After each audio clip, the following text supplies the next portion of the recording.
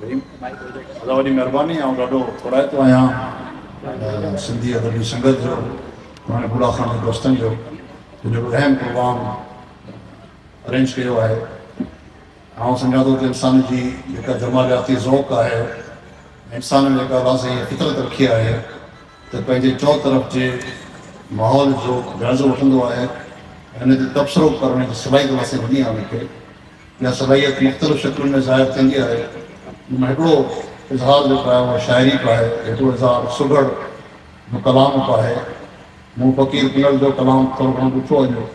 आउं सम्झां थो त फ़क़ीर पुनल हिकिड़ो निहायती मोतबर सुगड़ आहे जेको पंहिंजे माहौल जे खे ॾिसी उन मां जेको सम्झे ऐं पिराए थो उनखे लफ़्ज़नि में बयानु करण जी सलाहियत रखे थो।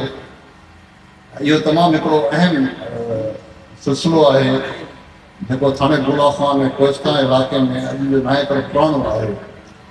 असांजा सुगड़ तारीख़ी तौर ते मुख़्तलिफ़ जॻहियुनि ते मुख़्तलिफ़ मौक़नि ते पंहिंजे ख़्यालात जो इज़हार कंदा रहिया आहिनि।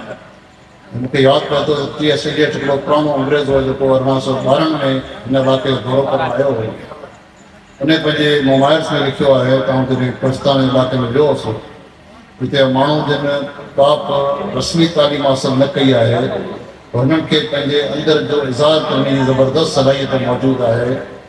ऐं हू चए थो छपर ऐं जबल जा माण्हू जेके आहिनि निहायती हसास तबियत जा मालिक आहिनि ऐं जीअं हर हसास तबियत पंहिंजे माहौल मां पिराईंदी बि आहे, हुन इज़हार करण जी सलाहियत रखंदी आहे, तीअं कोस्तान जा माण्हू जेके आहिनि हुन वक़्तनि फ़ोक़तनि माण्हू पैदा थींदा आहिनि जेके पंहिंजे अंदरि जे अहसासात खे लफ़्ज़नि में पिरोए पेश कंदा आहिनि।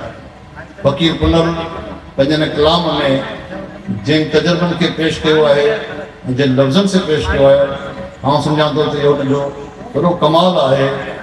ऐं मूं जेतिरो कलाम ॾिठो अथसि, आउं सम्झां थो इहो कलाम सिंध जी कोस्तान जी तारीख़ में सुगड़ जे कलाम में हिकिड़ो वॾो इज़ाफ़ो आहे। ऐं साईं जो सिलसिलो आउं सम्झां थो जारी रहंदो ऐं अॻिते अञा बि हिन में इज़ाफ़ो थींदो।